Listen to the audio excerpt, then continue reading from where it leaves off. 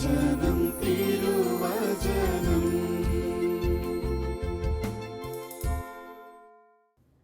ഈശോമിശിഹായ്ക്ക് സ്തുതിയായിരിക്കട്ടെ. വിശുദ്ധ മർക്കോസിൻ്റെ സുവിശേഷം 10-ാം അധ്യായത്തിൻ്റെ 36-ാമത്തെ തിരുവചനത്തിൽ സെബെദെപുത്രന്മാരോട് ഈശോ ചോദിക്കുന്ന ഒരു ചോദ്യമുണ്ട്. ഞാൻ നിങ്ങൾക്ക് വേണ്ടി എന്തു ചെയ്യണമെന്നാണ് നിങ്ങൾ ആഗ്രഹിക്കുക? ഒരു നിമിഷം പ്രാർത്ഥിക്കാം. കർത്താവേ, ഈ തിരുവചനത്തിൻ്റെ ആത്മീയ വിചാരങ്ങളെ ഹൃദയത്തിലൊന്ന് ഏറ്റുവാങ്ങാൻ, ഈ വചനത്തിൻ്റെ ചോദ്യത്തിൻ്റെ പുറകിൽ അങ്ങൊരുക്കിയ ചൈതന്യത്തെ മനസ്സിലാക്കാൻ ഞങ്ങളുടെ ഹൃദയങ്ങളെ, മനസ്സിനെ ഒരുക്കണമേ. പരിശുദ്ധാത്മാവേ, ഞങ്ങളിലേക്ക് അഭിഷേകമായിട്ട് എഴുന്നള്ളി വരണമേ. ഈ നിമിഷം ഈ വചനത്തെ ചുറ്റിപ്പറ്റി ദൈവം സ്വർഗമൊരുക്കുന്ന ആത്മീയ വിചാരങ്ങളുടെ വിരുന്ന് സ്വീകരിക്കാൻ ഞങ്ങളുടെ ഹൃദയതലങ്ങളെ രൂപാന്തരപ്പെടുത്തണമേ. പരിശുദ്ധ അമ്മേ, അങ്ങയുടെ പ്രത്യേക മാധ്യസ്ഥം ഞങ്ങൾ തേടുന്നു. അനുഗ്രഹത്തിൻ്റെ, അഭിഷേകത്തിൻ്റെ ഈ വചന ശുശ്രൂഷയ്ക്ക് വേണ്ടി അമ്മ തിരുക്കുമാരനോട് പ്രാർത്ഥിക്കണേ. ഈശോയിൽ പ്രിയപ്പെട്ടവരെ, സെബെദെപുത്രന്മാർ ക്രിസ്തുജീവിതത്തിൻ്റെ അനുഗ്രഹീതമായ സാധ്യതകളെ വേണ്ടും വിധം ഉൾക്കൊള്ളാതെ തങ്ങൾക്ക് വേണ്ടിയിട്ട് സുരക്ഷിതമായ ഒരു ഇടം തേടി കടന്നു വന്ന് ഇടത്തും വലത്തും ഇരിക്കാനായിട്ടുള്ള ആഗ്രഹത്തിൻ്റെ സൂചനകളെ ചൂണ്ടിക്കാണിച്ചുകൊണ്ട് ദൈവതിരുമം ഈശോയുടെ തിരുമുമ്പിലായിരിക്കുമ്പം ഈശോ അവരോട് ചോദിക്കുകയാണ്, ഞാൻ നിങ്ങൾക്ക് വേണ്ടി എന്തു ചെയ്യണമെന്നാണ് നിങ്ങൾ ആഗ്രഹിക്കുന്നത്? ഒരുപക്ഷേ ഒരു ക്രിസ്തു ശിഷ്യൻ്റെ ഉള്ളിൻ്റെ ഉള്ളിലെ ആഗ്രഹത്തിലേക്കുള്ള തമ്പുരാൻ്റെ ഒരു വിരൽ ചൂണ്ടലായിട്ട് ഈ ചോദ്യത്തെ ഒന്ന് കാണേണ്ടതുണ്ട്. വല്ലാതെ ആഗ്രഹങ്ങൾ കൊണ്ട് പെരുത്ത ഒരു ലോകത്തിലാണ് നമ്മൾ കഴിയണേ. മനുഷ്യനിങ്ങനെ ആഗ്രഹത്തിൻ്റെ പൂർത്തിക്ക് വേണ്ടിയിട്ട് അടങ്ങാത്ത ഒരു ദാഹവുമായിട്ടിങ്ങനെ ഓടുകയാണ്. ഈ നാളുകളിലൊക്കെ വായിച്ച കുറിപ്പ് തെല്ലൊന്ന് സാവധാനത്തിലാകണമെന്ന് മനസ്സിനെ വല്ലാതെ ഓർമ്മപ്പെടുത്തി. നമ്മൾ എവിടേക്കായി തിരക്ക് പിടിച്ചോടിയത്? 2020-ഉം 2021 വലിയ തിരക്കില്ലാണ്ട് നമ്മളിങ്ങനെ നമ്മുടെ കണക്കുകൂട്ടലുകൾ പലതും തെറ്റിച്ചുകൊണ്ട് കോവിഡ് എന്ന മഹാമാരി നമ്മുടെ വേഗത്തെ, നമ്മുടെ വ്യഗ്രതകളെ, നമ്മുടെ കണക്കുകൂട്ടലുകളെ തകിടം മറിച്ച് താളം തെറ്റിച്ച് കടന്നു പോകുമ്പം ഇവിടെ തിരുവചനത്തിൽ ഈശോ ചോദിക്കുകയാണ്, സത്യത്തിൽ എന്താണ് ആഗ്രഹം? നമ്മോടൊക്കെയുള്ള ഒരു ചോദ്യം, എന്താ നമ്മുടെ ആഗ്രഹം? ഈ ആഗ്രഹങ്ങളെക്കുറിച്ചുള്ള ചോദ്യത്തിൻ്റെ മുമ്പിൽ കൃത്യതയോട് കൂടിയിട്ട് നാം മനസ്സിലാക്കേണ്ട ചില സത്യങ്ങളിലേക്ക് ഈ തിരുവചനം വിരൽ ചൂണ്ടുകയാണ്. ഒരു വിശ്വാസിയുടെ ജീവിതം, ഒരു ക്രിസ്തു ശിഷ്യൻ്റെ ജീവിതം, ഒരു സമർപ്പിതൻ്റെയും പുരോഹിതൻ്റെയും ഒക്കെ ജീവിതം, ഒരു സമർപ്പിത ജീവിതം, അത് സൂക്ഷിക്കേണ്ട ആഗ്രഹങ്ങൾക്ക് വ്യത്യാസമുണ്ട്, ഗ്രേഡ് ഡിഫറൻസ് ഉണ്ട്. അതുകൊണ്ടാണ് ആത്മീയ ഇടങ്ങളിലുള്ളവരൊക്കെ പറയും, ഒരാൾ ജീവിതാന്തസ്സിനോട് ബന്ധപ്പെടുത്തിയിട്ട് സൂക്ഷിക്കുന്ന ആഗ്രഹത്തിന് ഡിഗ്രിയിൽ വ്യത്യാസമുണ്ട്. ഒരു പുരോഹിതൻ്റെ ആഗ്രഹം, ഒരു സമർപ്പിതൻ്റെ ആഗ്രഹം, സമർപ്പിതയുടെ ആഗ്രഹം, ഒരു വൽമായൻ്റെ ആഗ്രഹം, ഒരു ശുശ്രൂഷാ ജീവിതം നയിക്കുന്ന വ്യക്തിയുടെ ആഗ്രഹം, അത് വ്യത്യാസപ്പെട്ടിരിക്കും. ഈ ആഗ്രഹങ്ങളെ കൃത്യതയോടുകൂടി ഇട്ടു കൈകാര്യം ചെയ്യുമ്പോഴാണ് നമ്മുടെയൊക്കെ ജീവിതം അഭിഷേകമുള്ള ജീവിതമാവുക. അതുകൊണ്ട് വിശുദ്ധരെക്കുറിച്ചൊക്കെ പറയണത് ആഗ്രഹങ്ങളെ അനുഗ്രഹങ്ങളാക്കിയവർ എന്ന. ആഗ്രഹം എനിക്ക് വേണ്ടിയിട്ടുള്ള വഴിയാണ് എങ്കിൽ, എൻ്റെ ഇഷ്ടങ്ങളെ മുൻനിർത്തിക്കൊണ്ടുള്ളൊരു പദ്ധതിയുടെ ഭാഗമായിട്ടുള്ള ഒരു പ്രയാണമാണ് എങ്കിൽ, അനുഗ്രഹമെന്ന് പറയുന്നത് അവരിനു വേണ്ടിയുള്ള എൻ്റെ തീക്ഷ്ണമായ ഒരു താല്പര്യമാണ്. നേടാൻ വേണ്ടിയിട്ടുള്ള വ്യഗ്രതയാണ് ആഗ്രഹമെങ്കിൽ, കൊടുക്കാൻ വേണ്ടിയുള്ള തീക്ഷ്ണഭാവമാണ് അനുഗ്രഹം. അപ്പോൾ ഈ പുതുവർഷത്തിൽ നാം ഓരോരുത്തരും മനസ്സിൽ കുറിക്കേണ്ടത്, എൻ്റെ ജീവിതം ഇങ്ങനെ ആഗ്രഹത്തിൽ കൂടി, ശ്രീബുദ്ധനൊക്കെ പറയും പോലെ ഈ ആഗ്രഹത്തിൽ ചുറ്റിപ്പറ്റി കുടുങ്ങിപ്പോയി അങ്ങനെ തളർന്നുപോയ ഒരു ജീവിതമായിട്ട് മാറിയിട്ടുണ്ട് എങ്കിൽ അതിൽ നിന്നും തെല്ലൊന്നു മാറേണ്ടതുണ്ട് എന്ന് തമ്പുരാൻ കൃത്യതയോടുകൂടിയിട്ട് പറയാണ്. എന്താ നിൻ്റെ ഉള്ളിൻ്റെ ഉള്ളിലെ ആഗ്രഹം? ഭക്തൻ ദൈവത്തിൻ്റെ മുമ്പിൽ ശക്തമായിട്ടൊരു പ്രാർത്ഥന ചേർത്ത് വയ്ക്കുകയാണ്. അവൻ്റെ വലിയൊരാഗ്രഹം ദൈവത്തിൻ്റെ മുമ്പിൽ അവൻ സൂക്ഷിക്കണ ആഗ്രഹം ഒരു AC മുറിയും ഇഷ്ടം പോലെ കാശും വേണം. ഇതായിരുന്നു ഭക്തൻ്റെ ആഗ്രഹം. ദൈവം അവനെ ഒരു ATM-ൻ്റെ കാവൽക്കാരനും ഗൺമാനുമാക്കി മാറ്റി എന്നൊരു നേരം പോക്കൻ്റെ കുറിപ്പ് വായിച്ചു. ഇന്ന് പലപ്പോഴും ജീവിതത്തോട് ബന്ധപ്പെടുത്തി, ജീവിതാന്തസ്സിനോട് ബന്ധപ്പെടുത്തി ആഗ്രഹത്തിൻ്റെ ഇടങ്ങളെ ഒന്ന് അനുഗ്രഹത്തോടു കൂടെയിട്ട് പുനർവായനയ്ക്ക് വിഷയീഭവിപ്പിക്കാൻ നാം തയ്യാറാകാതെ വരുമ്പം സങ്കടകരമായിട്ട് മാറും. അതുകൊണ്ട് ആഗ്രഹങ്ങളുടെ പ്രത്യേകതകളെക്കുറിച്ചുള്ള ചില അറിവുകൾ നമ്മുടെ ഉള്ളിൽ കരുതുന്നത് നല്ലതാണ്. ആഗ്രഹത്തോട് ബന്ധപ്പെടുത്തിയിട്ട് ഒന്നാമത് നാം തിരിച്ചറിയേണ്ട ഒരു സത്യം, ആഗ്രഹം ഒരു വ്യക്തിയുടെ ഉള്ളിനെ പരിശോധിക്കാനുള്ള അളവുകോലാണ്, ആത്മീയതയെ അറിയാനുള്ള വഴിയാണ്, വിശുദ്ധിയെ പരിശോധിക്കാനുള്ള മാർഗമാണ്. ഒരു വ്യക്തിയുടെ ജീവിതത്തിൽ ആ വ്യക്തി ഏത് തരത്തിൽപ്പെട്ടവനാണ്, പെട്ടവളാണെന്നറിയണമെങ്കിൽ അവരുടെ ആഗ്രഹത്തിലേക്ക് നമ്മുടെ ചിന്തകളെ, നമ്മുടെ ക്യാമറയെ ഒന്ന് ഫോക്കസ് ചെയ്താൽ മതി. വിശുദ്ധി എന്തുമാത്രം ആ ജീവിതത്തിലുണ്ട് എന്നറിയണമെങ്കിൽ ഈ ആഗ്രഹത്തിൻ്റെ പ്രകടനങ്ങളെ കൃത്യതയോടുകൂടി ഇട്ടൊന്ന് കണ്ടെത്താൻ പറ്റിയാൽ മതി. ആത്മീയതയുടെ അളവായിട്ട് പോലും, മാനങ്ങളായിപ്പോലും നാം ഈ മേഖലയെ കാണുന്നുണ്ട്. വളരെ കൃത്യതയോടുകൂടിയിട്ട് സോളമൻ രാജാവിൻ്റെ ജീവിതത്തോട് ബന്ധപ്പെടുത്തി 1 രാജാക്കന്മാർ 3:9 സോളമൻ രാജാവായിട്ട് അവരോധിക്കപ്പെടുമ്പം ദൈവം ചോദിക്കുകയാണ്, നീ എന്താ സത്യത്തിൽ ആഗ്രഹിക്കേണ്ടത്? സോളമൻ പറഞ്ഞ ഉത്തരം തിരുവചനത്തിൽ 1 രാജാക്കന്മാരുടെ പുസ്തകം 3:9 നമ്മൾ കാണും. നന്മയും തിന്മയും തിരിച്ചറിഞ്ഞ് ജനത്തെ ഭരിക്കാനുള്ള വിവേകത്തിന് വേണ്ടിയിട്ടായിരുന്നു സോളമൻ തൻ്റെ ജീവിതത്തിൽ ദൈവത്തോട് പ്രാർത്ഥിച്ചത്. അത്ഭുതം തോന്നും നമുക്ക്. ഒരു ന്യായാധിപൻ തൻ്റെ ജീവിതത്തിൽ, ഒരു ഭരണാധികാരി തൻ്റെ ജീവിതത്തിൽ ജനത്തോട് തൻ്റെ ജീവിതത്തെ ചേർത്ത് വെച്ചുകൊണ്ട് ഉത്തരവാദിത്തങ്ങളെ കൃത്യതയോടുകൂടി ഒരു ദർശനത്തിൻ്റെ കണ്ണിൽ കണ്ടുകൊണ്ട് ദൈവത്തോട് പറയാണ്, ദൈവമേ, ഈ ജനത്തെ ഭരിക്കാൻ വേണ്ട വിവേകവും ജ്ഞാനവും ഒക്കെ എനിക്കുതാ. ദൈവം സോളമന് കടൽത്തീരം പോലെ വിശാലമായ ഹൃദയവും ആകാശത്തിലെ നക്ഷത്രങ്ങളെക്കുറിച്ചും മരത്തിൽ വളരുന്ന പൂപ്പലിനെക്കുറിച്ചുമുള്ള അറിവിൻ്റെ അഗാധമായ അനുഭവങ്ങളും കൊണ്ട് സമ്പന്നമായ ഒരു കൃപാഭിഷേകമാണ് കൊടുത്തത്. തിരിച്ചറിയണം. അപ്പം ഒരു മനുഷ്യൻ്റെ അകക്കാമ്പിൽ നിന്നും വെളിവാക്കപ്പെടുന്ന ഇത്തരം ചോദ്യങ്ങളും ആഗ്രഹങ്ങളുടെ പ്രതിഫലനങ്ങളും കണ്ടാൽ ആ വ്യക്തിയുടെ ആത്മീയതയെ, ആ വ്യക്തിയുടെ ജീവിതത്തിൻ്റെ വിശുദ്ധിയെ, ഉള്ളിനെ മനസ്സിലാക്കാനായിട്ട് കഴിയും. ഞാൻ ചില ആളുകളോടൊക്കെ ഇങ്ങനെ വെറുതെ യാത്രാവേളയിലൊക്കെ സംസാരിക്കുമ്പം അവരുടെ പൾസ് ഒന്ന് ഒപ്പിയെടുക്കാറുണ്ട്. ഒരു വ്യക്തിയോടിങ്ങനെ സംസാരിക്കുന്നതിനിടയിൽ അദ്ദേഹം എന്നോട് അദ്ദേഹത്തിൻ്റെ ദാനധർമ്മത്തെക്കുറിച്ചൊക്കെ ഇങ്ങനെ, ഞാനങ്ങനെ പറയാനൊന്നും ഇഷ്ടപ്പെടുന്നില്ല എന്നൊക്കെ പറഞ്ഞിട്ടാണെങ്കിലും പലയാവർത്തി ഒളിഞ്ഞും തെളിഞ്ഞും അദ്ദേഹം ഒരു ദാനധർമ്മത്തിൻ്റെ വ്യക്തിത്വമാണ് എന്നൊക്കെ പറയാതെ പറയുന്നത് വായിച്ചെടുക്കാനിടയായി. പിന്നീട് ഞാൻ മനസ്സിലാക്കിയ ഒരു സത്യം, അദ്ദേഹം പറയാൻ ആഗ്രഹിക്കുന്നില്ലെങ്കിലും അറിയാൻ ആഗ്രഹിക്കുന്നില്ലെന്ന് പറയുന്നുണ്ടെങ്കിലും സത്യത്തിൽ അതിനു വേണ്ടിയിട്ടാണ് കൊടുക്കേണ്ടത് മുഴുവൻ. അതുകൊണ്ട് ആഗ്രഹത്തെ ചുറ്റിപ്പറ്റിയുള്ള ആദ്യത്തെ തിരിച്ചറിവ് നമ്മുടെ ഉള്ളിലുണ്ടാവട്ടെ. അറിയാതാണെങ്കിലും നാം ആവർത്തിക്കുന്ന ചില വാക്കുകളും നമ്മുടെ ചില കാഴ്ചപ്പാടുകളുമൊക്കെ നമ്മുടെ അകക്കാമ്പിൻ്റെ വെളിപ്പെടുത്തലുകളാണ് എന്നറിയുമ്പം ആഗ്രഹത്തെ ചുറ്റിപ്പറ്റി നാം രൂപപ്പെടുത്തുന്ന സത്യങ്ങൾ നമ്മുടെ ഉള്ളിൽ കൃത്യമായിട്ടും വെളിച്ചം വീശുന്നു.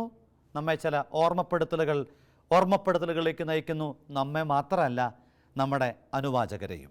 രണ്ടാമത്, ആഗ്രഹത്തോട് ബന്ധപ്പെടുത്തിയിട്ട് നമ്മുടെ ആഗ്രഹത്തിൽ നിന്ന് ദൈവത്തിൻ്റെ ഇഷ്ടത്തിലേക്കും തീരുമാനത്തിലേക്കും ഒന്ന് തിരിഞ്ഞാൽ ജീവിതം അത്ഭുതമായി മാറും. ഈ ആഗ്രഹത്തെ പരിശുദ്ധയമ്മ സമർപ്പിച്ചതുപോലെ എൻ്റെ ഇഷ്ടമല്ല അവിടുത്തെ ഇഷ്ടം നിറവേറട്ടെ എന്ന് പറഞ്ഞുകൊണ്ട് സമർപ്പിക്കാൻ കഴിയുന്ന ഒരു വളർച്ച, അതാണ് വിശുദ്ധർ, ആത്മീയതയുള്ളവർ നമ്മളെ പഠിപ്പിക്കേണ്ടത്.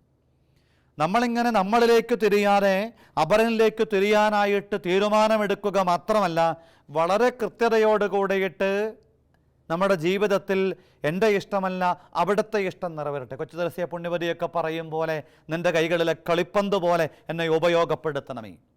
അസീസിയിലെ വിശുദ്ധ ഫ്രാൻസിസ് പറയും പോലെ, എന്നെ നിൻ്റെ ഒരു ഉപകരണമാക്കി മാറ്റണമേ. എവിടെ വിദ്വേഷമുണ്ടോ, എവിടെ അസമാധാനമുണ്ടോ, എവിടെ അനീതിയുണ്ടോ, എവിടെ ഈ പ്രകൃതിയിൽ പ്രിയപ്പെട്ടവർക്കിടയിൽ താളഭ്രംശങ്ങൾ ഉണ്ടാകുന്നുണ്ടോ, അവിടേക്കൊക്കെ എൻ്റെ കഴിവിനാനുപാതികമായിട്ടുള്ള ചില പങ്കുവെക്കലുകൾക്ക് വേണ്ടി എന്നെ ഒന്ന് ഒരുക്കണേ എന്ന് പറയുന്നതാണ് വിശുദ്ധിയുടെ സുന്ദരമായ രൂപം. അതുകൊണ്ട് നമ്മൾ ഓരോരുത്തരും വിളിക്കപ്പെടുന്നത് ഈ ഒരു നിലപാടിന് വേണ്ടിയിട്ടാണ് എന്ന് മറക്കാൻ പാടില്ല. ആഗ്രഹം നമ്മുടെ സ്വന്തമാണ് എങ്കിൽ അനുഗ്രഹം അപരനായിട്ടുള്ള അർപ്പണമാണ്. ആഗ്രഹത്തിൽ നിന്നും നമ്മളിങ്ങനെ പതിയെ പതിയെ മാറണം. ഒറ്റ ദിവസം കൊണ്ടൊന്നും സാധ്യമല്ല പ്രിയപ്പെട്ടവരെ. അതുകൊണ്ട് എലീഷ പ്രവാചകൻ ചോദിക്കുന്നത് അനുഗ്രഹമാണ്. എലിയ പ്രവാചകനോട് ചോദിച്ചത് അനുഗ്രഹമാണ്. രാജാക്കന്മാരുടെ 2-ാം പുസ്തകത്തിൻ്റെ 2:9 നമ്മൾ വായിക്കുന്നുണ്ട്. അപ്പോൾ ഈ ഇരട്ടിപ്പങ്ക് കിട്ടാനായിട്ടുള്ള കൊതിയാകണം ഒരു വിശ്വാസിയുടെ, ഒരു വ്യക്തിയുടെ ജീവിതത്തിൽ എന്നും എപ്പോഴും നെഞ്ചിൽ ചൂടോടെ സൂക്ഷിച്ചു കൊണ്ട് നടക്കേണ്ടത്. അസീസിലെ വിശുദ്ധ ഫ്രാൻസിസ് പറയും, ഞാൻ എന്തു ചെയ്യണമെന്നാണ് അങ്ങ് ആഗ്രഹിക്കുന്നത്. വിശുദ്ധൻ്റെ ഒരു മന്ത്രമായിരുന്നു ഹൃദയത്തിൽ സൂക്ഷിച്ചിരുന്നത്. ഞാൻ എന്തു ചെയ്യണമെന്നാണ് തമ്പുരാനെ അങ്ങ് ആഗ്രഹിക്കേണ്ടത്. അപ്പം ദൈവത്തിൻ്റെ ഹിതത്തെ തേടാൻ കഴിയുന്ന, ദൈവേഷ്ടത്തിന് വേണ്ടിയിട്ട് ജീവിതത്തെ സമർപ്പിക്കാൻ കഴിയുന്ന ഒരാത്മീയ ചുവടായി നമ്മുടെ ജീവിതത്തെ ഒന്ന് മാറ്റിയാൽ നാം അറിയാതെ ജീവിതം അനുഭവിക്കുന്ന ആത്മനിർവൃതി അത് പറഞ്ഞറിയിക്കാനാവില്ല. ശുശ്രൂഷാ ജീവിതത്തോടൊക്കെ ബന്ധപ്പെടുത്തിയിട്ട് ഒരു സാക്ഷ്യം പോലെ അത് പറയാൻ പറ്റും. ജീവിതത്തിൽ ചില ചെറുകാര്യങ്ങളൊക്കെ ഉള്ളിൻ്റെ ആഗ്രഹമായിട്ട് സൂക്ഷിക്കുമ്പം അത് ദൈവത്തോട് മാത്രം പറഞ്ഞ് ദൈവത്തിൻ്റെ മുമ്പിൽ മാത്രം ചേർത്ത് വെച്ച് പ്രാർത്ഥിച്ചിട്ട് പോലുമില്ല, ഉള്ളിലിങ്ങനെ കൊണ്ട് നടക്കുമ്പം അത്ഭുതകരമായിട്ട് ചില വ്യക്തികളിലൂടെ ആ മേഖലയിലേക്കൊക്കെ ദൈവം ഇടപെടുന്ന വളരെ ശ്രദ്ധേയമായ ദൈവിക സ്പർശത്തെ കാണാൻ പറ്റും. ഒരു ഡിവൈൻ ടച്ച് അനുഭവിക്കാനായിട്ട് പറ്റും. അതുകൊണ്ട് ബാറൂക്ക് പ്രവാചകന്റെ പുസ്തകത്തിൻ്റെ 6-ാം അധ്യായത്തിൻ്റെ 44-ഉം 45-ഉം തിരുവചനം പറയും. അവിടെ വിഗ്രഹാരാധനയെ പറ്റിയിട്ട് തിരുവചനം പറയുകയാണ്, വിഗ്രഹങ്ങൾക്കു വേണ്ടി എന്തു ചെയ്താലും അത് വ്യർത്ഥമാണ്, എന്നിട്ടും അവ ദേവന്മാരാണെന്ന് കരുതപ്പെടുകയും വിളിക്കപ്പെടുകയും ചെയ്യുന്നു. ശില്പികൾ ആഗ്രഹിക്കുന്നതല്ലാതെ ഒന്നും ചെയ്യാൻ അവയ്ക്കാവില്ല. നമ്മൾ ജീവിതത്തിൽ ഒരുപാട് വിഗ്രഹാരാധനയോട് ബന്ധപ്പെടുത്തിയിട്ടും ഈ വിഗ്രഹങ്ങളെ ആദരിക്കുന്നതിനോടും ആരാധിക്കുന്നതിനോടും ബന്ധപ്പെടുത്തിയിട്ടും പറയുകയും അറിയുകയും ചെയ്തിട്ടും നമ്മളറിയാതെ, ദൈവത്തിലേക്ക് തിരിയാതെ, ദൈവാശ്രയ ബോധത്തിലെത്താറ് ജീവിതം ഇങ്ങനെ പാഴ്ജീവിതമായി മാറുകയാണ്. ഈ കഴിഞ്ഞ ദിവസം ഒരു സഹോദരി കാണാൻ വന്നിട്ട് എന്നോട് പറയുക, ജീവിതത്തിൽ ഇങ്ങനെ ഒരു ഭയത്തോടൊക്കെ ബന്ധപ്പെടുത്തിയിട്ട് വലിയ സങ്കടത്തിലൂടെ കടന്നുപോയി സഹോദരി ഒരുപാട് പണം കൊടുത്ത് പൂജാവിധികളൊക്കെ നടത്തിയിട്ടും അത് പരാജയപ്പെടുക മാത്രമല്ല, ജീവിതം കൂടുതൽ ബുദ്ധിമുട്ടുള്ളതായി മാറിയിട്ട് ഒടുവിൽ പ്രാർത്ഥിക്കാമെന്ന് അതിൻ്റെ പുറകിൽ ജീവിതത്തിൽ എപ്പോഴോ ഉണ്ടായ ഒരു ഭയമാണെന്ന തിരിച്ചറിവ് തമ്പുരാൻ കൊടുത്ത് ആ ബോധ്യത്തെ സ്വീകരിച്ച് നല്ല പ്രാർത്ഥനയുടെ അനുഗ്രഹത്തിലേക്ക് ചേർന്ന് നിന്നുകൊണ്ട് പിന്നീട് ഒരിക്കലും ആ ഒരു ബുദ്ധിമുട്ടുണ്ടായില്ല എന്ന് സാക്ഷ്യപ്പെടുത്തുകയാണ്. എന്ന് വെച്ചാൽ ജീവിതത്തിൽ ഒരിക്കലും എനിക്കും നിങ്ങൾക്കും ഈ നമ്മുടെ ആഗ്രഹങ്ങളെ വല്ലാതെ മുറുകെ പിടിച്ചാൽ ലക്ഷ്യത്തിലെത്താനാവില്ലെന്നും അത് ഗുണപരമാവില്ലെന്നും അറിഞ്ഞിട്ടും എന്തേ ബറൂക്ക് പ്രവാചകൻ ഓർമ്മപ്പെടുത്തും പോലെ ഈ ശില്പി തൻ്റെ മനസ്സിൽ കരുതുന്ന ആ കാര്യം മാത്രം ചെയ്യാൻ കഴിയുന്ന വിഗ്രഹത്തിലേക്ക് നീ നിൻ്റെ ജീവിതത്തെ ചേർത്തു വെക്കണത്, മറ്റൊരു വാക്കിൽ പറഞ്ഞാൽ നിൻ്റെ ആഗ്രഹത്തിലേക്ക് മാത്രം നീ നിന്നെ തന്നെ പരിമിതപ്പെടുത്തുന്നത് തിരുത്താൻ വേണ്ടി നമുക്കാവട്ടെ. മൂന്നാമത്തെ ആഗ്രഹത്തെ ചുറ്റിപ്പറ്റി നാം അറിയേണ്ട മൂന്നാമത്തെ ഒരു കാര്യം താതാത്മ്യത്തിനായിട്ടുള്ള ഒരാഗ്രഹമാണ്. എന്ന് വെച്ചാൽ എൻ്റെ ജീവിതം ഇങ്ങനെ ദൈവത്തോട് ചേർന്ന് നിൽക്കാനായിട്ടുള്ള ഒരാഗ്രഹത്തിലേക്ക് ഒന്ന് രൂപാന്തരപ്പെടണം. നമ്മൾ പലപ്പോഴും പൗലോസ്ലീഹ പറയും പോലെ കണ്ണാടിയിൽ മുഖം കണ്ടിട്ട് മറന്നു പോകുന്നവരായി ഈ വ്യഗ്രതയുടെ ഓട്ടപ്രദക്ഷിണത്തിലായിരിക്കുമ്പം എൻ്റെ ജീവിതത്തിന് ക്രിയാത്മകമായിട്ട് ദൈവത്തിൻ്റെ ഛായാസാദൃശ്യങ്ങളിലേക്ക് കുറേയും കൂടെ അടുപ്പത്തിലടുക്കാനായിട്ടാവുന്നുണ്ടോ എന്ന് പരിശോധിക്കണം. നമ്മൾ പലപ്പോഴും ഇങ്ങനെ ടേക്കൺ ഫോർ ഗ്രാൻറ്റഡ് എന്ന് പറയുന്ന ഒരു ഇംഗ്ലീഷ് പ്രയോഗമുണ്ട്. അതൊക്കെ അങ്ങനെ സ്വാഭാവികമായിട്ട് നടക്കും, പല കാര്യങ്ങളും നടക്കും.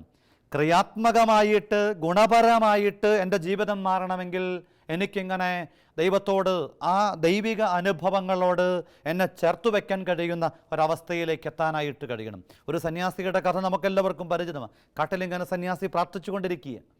അവിടെ ഒരു മരം വെട്ടുകാരൻ ഒരിക്കലും അവൻ സന്യാസിയോട് ചോദിച്ചു, സന്യാസി ഈ കാട്ടിൽ നല്ല മരങ്ങൾ എവിടെയുള്ളത്? സന്യാസി കൃത്യമായിട്ട് പറഞ്ഞു കൊടുത്തു, ഇന്ന വഴിക്ക് പോയാൽ ഇന്നടത്ത് എന്നാൽ നല്ല വില കൂടിയ വിലപിടിപ്പുള്ള മരം അവിടെ നിനക്ക് കിട്ടും. അവൻ കുറേ മരം വെട്ടി, ചന്ദനവും അതുപോലുള്ള മരങ്ങളും ഒക്കെ വെട്ടി അതുകൊണ്ട് ആഘോഷമായിട്ട് കുറേ നാൾ ജീവിച്ചു. എന്നിട്ടും അവന് തൃപ്തി വരുന്നില്ല. പിന്നെ അവൻ സന്യാസിയോട് ചോദിച്ചു, ഈ കാട്ടിൽ എവിടെയാണ് ഇരുമ്പ് കൂടുതലായിട്ട് കിട്ടാനായിട്ട് സാധ്യത? അതും സന്യാസി പറഞ്ഞു കൊടുത്തു. അവൻ അത് കുറേ കൊണ്ടുവന്നു, ഗുണപ്പെട്ടില്ല. പിന്നീട് അവൻ ചെമ്പ്, പിന്നീട് സ്വർണം, രത്നങ്ങൾ, ഏറ്റവും ഒടുവിൽ രത്നങ്ങളും ഇങ്ങനെ ഒന്നൊന്നായിട്ട് ഇവൻ കൊണ്ടുവന്ന് അതിൻ്റെ മുഴുവൻ ആസ്വാദന സുഖവും ആവോളം അനുഭവിച്ചിട്ടും അവൻ്റെ ജീവിതത്തിന് തൃപ്തി വരുന്നില്ല.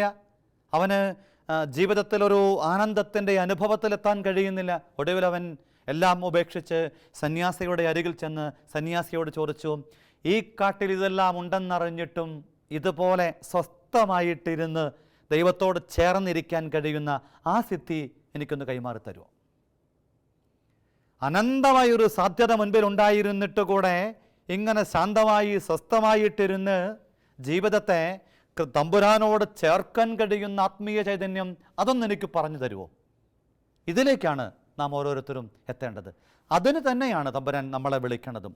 നമ്മുടെയൊക്കെ ജീവിതത്തിൻ്റെ വിളി എന്ന് പറയണത് ഈ ആഗ്രഹങ്ങളെ നാം കൃത്യതയോടുകൂടിയിട്ടൊന്ന് കൈകാര്യം ചെയ്താൽ, അതിനെ നിയതമായ ഒരു വേലിക്കെട്ടിനകത്ത് നിർത്താൻ പറ്റിയ, മതിയെന്നൊക്കെ പറയുന്ന മനസ്സിലേക്ക് വളർന്ന ജീവിതം എത്ര ആസ്വാദ്യകരമാണെന്നോ. മനുഷ്യനിങ്ങനെ വെട്ടിപ്പിടിക്കാനും ആർജിക്കാനും വേണ്ടിയിട്ട് ഓട്ടപ്രദക്ഷിണത്തിൽ ജീവിക്കാൻ മറന്നു പോയിക്കൊണ്ടിരിക്കുക. എൻ്റെ പ്രിയപ്പെട്ടവരെ, നമ്മൾ ഇന്ന് പലപ്പോഴും മനുഷ്യർ ശരിക്കും ജീവിക്കുന്നില്ല. വൈദേശിക സാഹചര്യത്തിലൊക്കെ ഒരു കുടുംബത്തെ പരിചയപ്പെട്ടു. സത്യത്തിൽ അവർക്ക് ജീവിതം എന്താണെന്ന് അറിയാമോ എന്നൊക്കെ ഞാൻ അത്ഭുതപ്പെട്ടു പോയി. കാരണം അവരിങ്ങനെ രാവും പകലുമില്ലാതെ അധ്വാനത്തിൻ്റെ തിരക്കിലാണ്. 3-4 വീടുകൾ ഓൾറെഡി മേടിച്ചു കഴിഞ്ഞു. ആർക്കു വേണ്ടി എന്നൊക്കെ ചോദിക്കുമ്പം സങ്കടം ഉള്ളിലുണ്ട്. ആ വീട്ടിലെ അമ്മച്ചി അവരാരും അറിയാതെ ഒരിക്കൽ എന്നെ വിളിച്ചു പറഞ്ഞു, ജീവിതത്തിൽ ഇവർ ഈ കാണിക്കണ പരാക്രമം കണ്ടിട്ട് പല വിചാരം വച്ചാ, എനിക്ക് പോകാനായിട്ടും മാർഗമില്ലാത്തത് കൊണ്ടും എൻ്റെ ജീവിത പങ്കാളിയുടെ ആരോഗ്യം മോശമായതുകൊണ്ടും മാത്രമാണ് ഞാൻ അവിടെ ആയിരിക്കണത്. എന്ന് വെച്ചാൽ കൂടെയുള്ളവർക്ക് ജീവിതത്തിൽ തെല്ലുമൊരാശ്വാസം കൊടുക്കാനായിട്ട്, സാന്ത്വനം കൊടുക്കാനായിട്ട്, സ്വസ്ഥത കൈമാറാനായിട്ട്, ഒന്ന് സ്നേഹത്തോടെ സമീപിക്കാനായിട്ടൊക്കെ കഴിയാതെ പോകുന്ന ഒരു സങ്കടകരമായ ജീവിതത്തിൻ്റെ യാത്ര.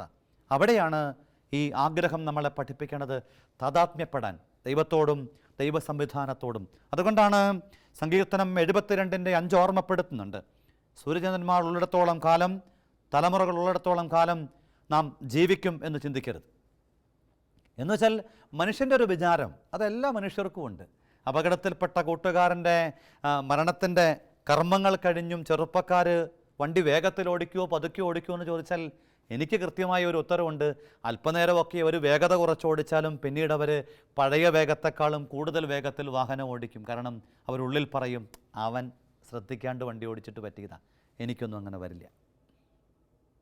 കോവിഡ് പിടിച്ച് കേരളത്തിൽ തന്നെ ഏതാണ്ട് 50,000-ഓളം ആളുകൾ ലിസ്റ്റിൽ മരണപ്പെട്ടുവെങ്കിലും നമ്മുടെ ഉള്ളിലെ ഇപ്പോഴത്തെ വിചാരം അതിൻ്റെ പുതിയ വകഭേദമല്ല, അതിൻ്റെ അപ്പുറത്തെ വകഭേദം വന്നാലും എന്നെ അത് ബാധിക്കില്ല, ഞാൻ സുരക്ഷിതനായിരിക്കും.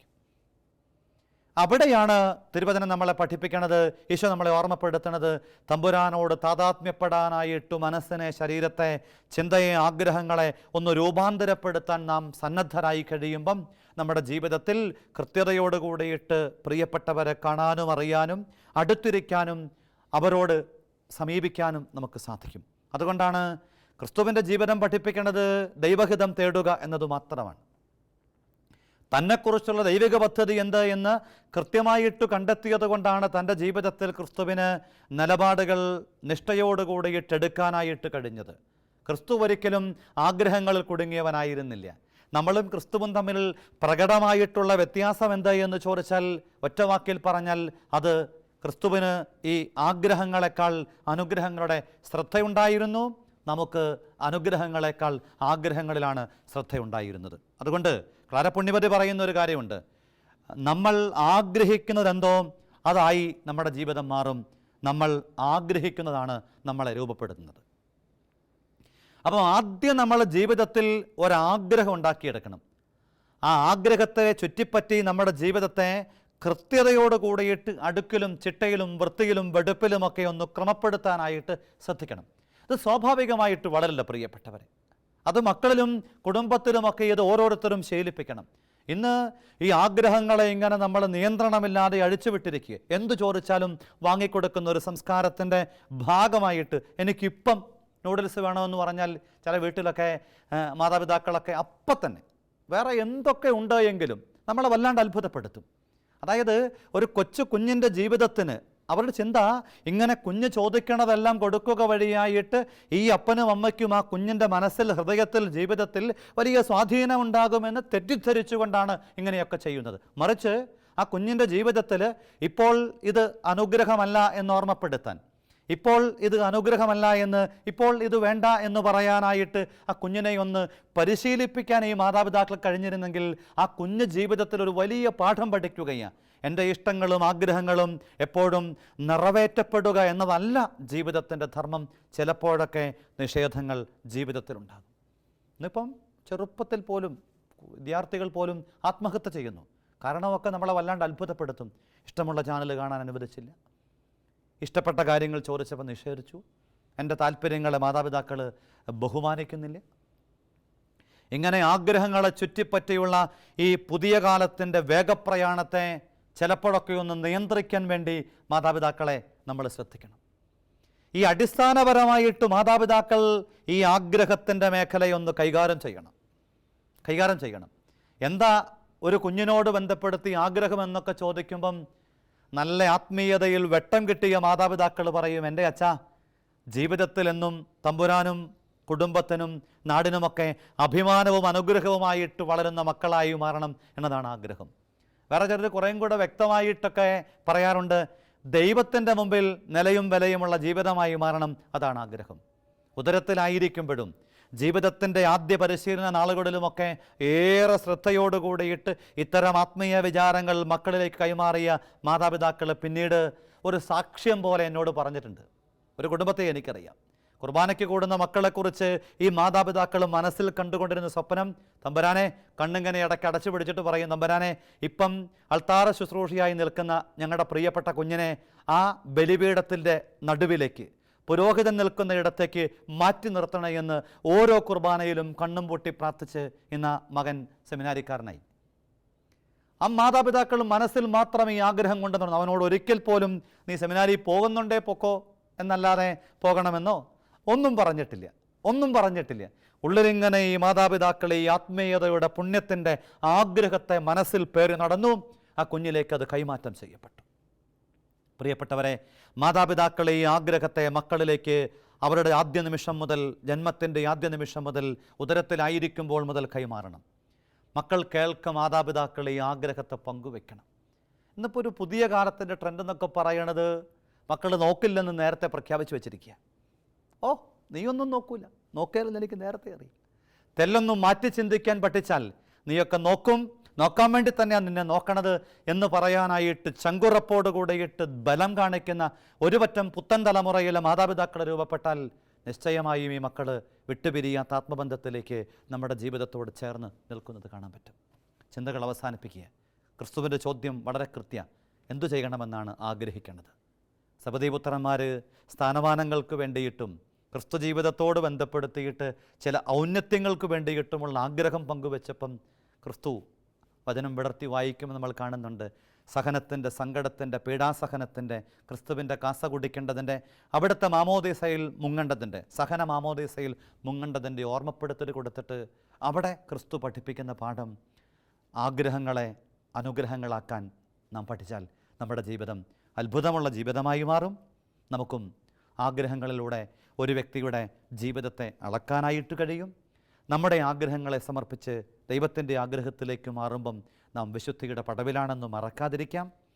തമ്പുരാനോട് താതാത്മ്യപ്പെടാൻ മനസ്സിനെ, ജീവിതത്തെ ഒന്ന് പരുവപ്പെടുത്താം. അങ്ങനെ നമ്മുടെ ആഗ്രഹങ്ങളെ കുറേയും കൂടെ ദൈവികമാക്കാനായിട്ട് പരിശ്രമിക്കാം. ഒരു നിമിഷം പ്രാർത്ഥിക്കാം.